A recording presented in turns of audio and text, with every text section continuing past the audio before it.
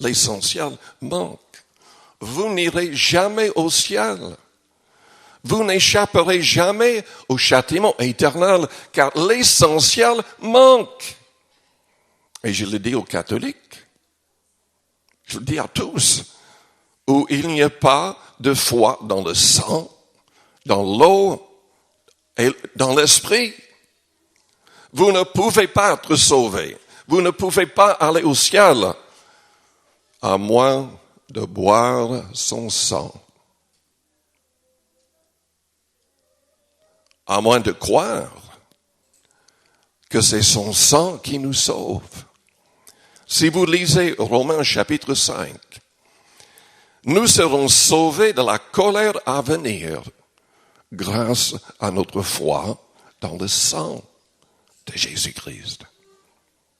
Et nous buvons son sang de manière spirituelle en prenant la coupe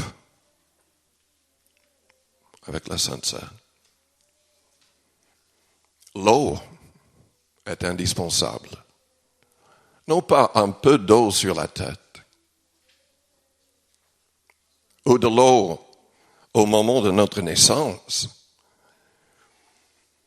mais le baptême d'une vraie repentance, où tout le corps est plongé dans l'eau. Vous n'êtes pas unis avec le Christ. Vous n'êtes pas une même plante avec le Christ. À moins d'être baptisé de manière biblique selon Romains 6, étant enseveli dans les eaux du baptême avec Jésus-Christ. Vous ne pouvez pas aller au ciel sans avoir son esprit en vous. On doit suivre l'ordre. On doit croire dans le sang de Jésus. On doit confesser, non pas comme les Mormons confessent, ou comme les témoins de Jéhovah confessent. Pour les Mormons, Jésus n'était qu'un homme exalté. Pour les témoins de Jéhovah, Jésus n'était qu'un ange. Appelé fils de Dieu, mais il n'est qu'un ange quand même. Tous les anges sont fils de Dieu pour eux. La Bible dit qu'il est le Fils unique. La Bible dit qu'il est un avec le Père, qu'il est le côté visible du Père qui est invisible.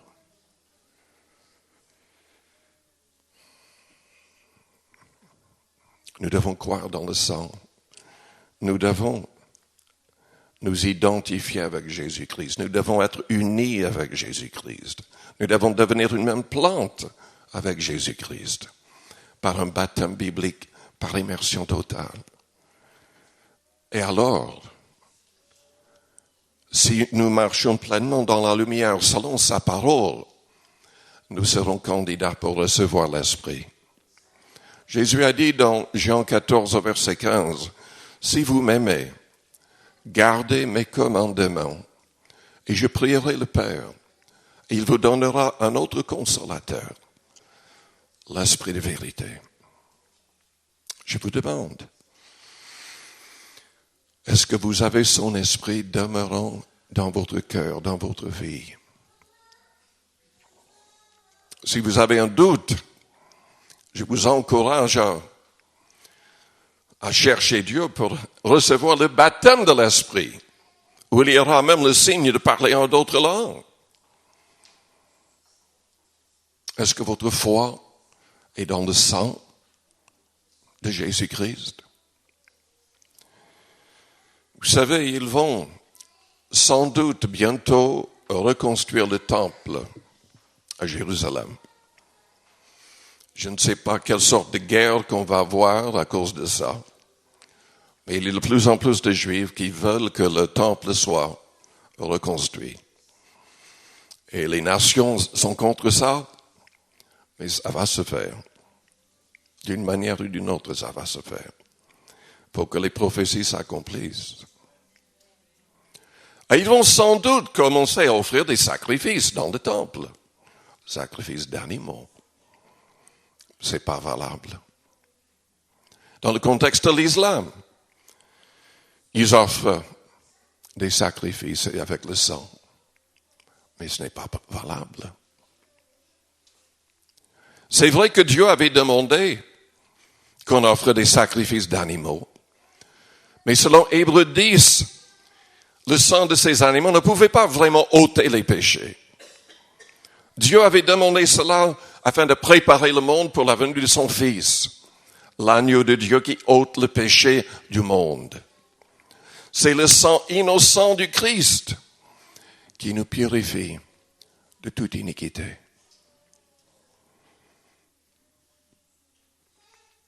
Vous ne devriez jamais refuser de prendre la Sainte Seine.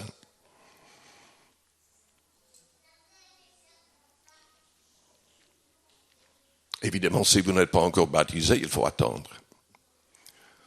Il faut mettre sa vie en règle. Mais il ne faut jamais refuser de prendre la Sainte Seine. Si vous vous rendez compte que vous avez péché, vous confessez vos péchés tout de suite.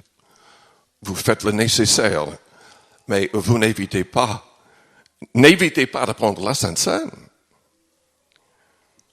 Car c'est lié à la vie éternelle.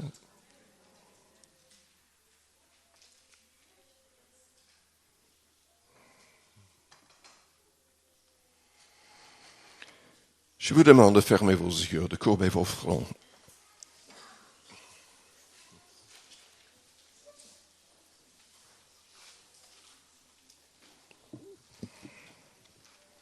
Je voudrais vous lancer un défi.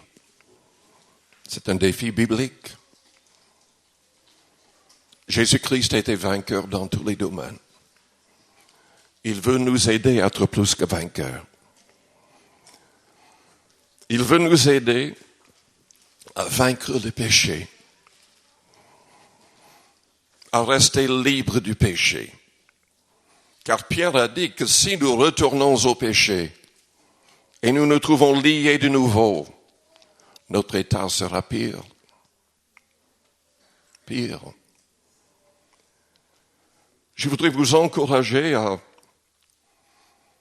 à ne pas accepter la maladie.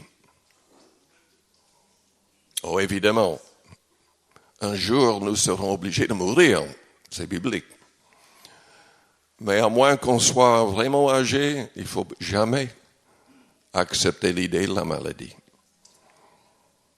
Jésus guérit. Examinez votre cœur, votre vie, s'il y a quelque chose qui a causé le problème. Repentez-vous.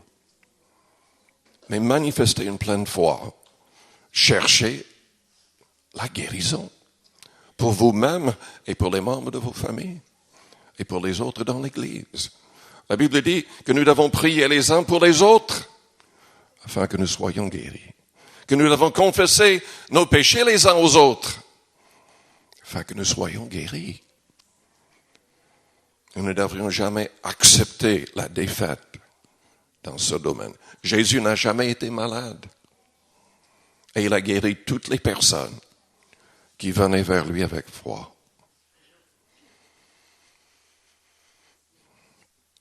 Recevez la plénitude de l'Esprit. Ne vous contentez pas avec une mesure de l'Esprit. Cherchez tout ce que Dieu vous offre. Les dernières paroles du Christ concernaient le fait d'attendre dans la ville de Jérusalem pour recevoir la promesse du Père, la plénitude de l'Esprit.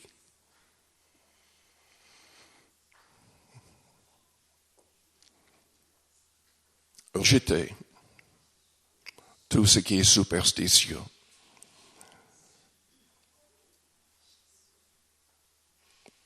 Brûlez tout livre qui est occulte, si vous en avez chez vous. Détruisez tout gris-gris, tout porte-bonheur, tout ce qui est religieux.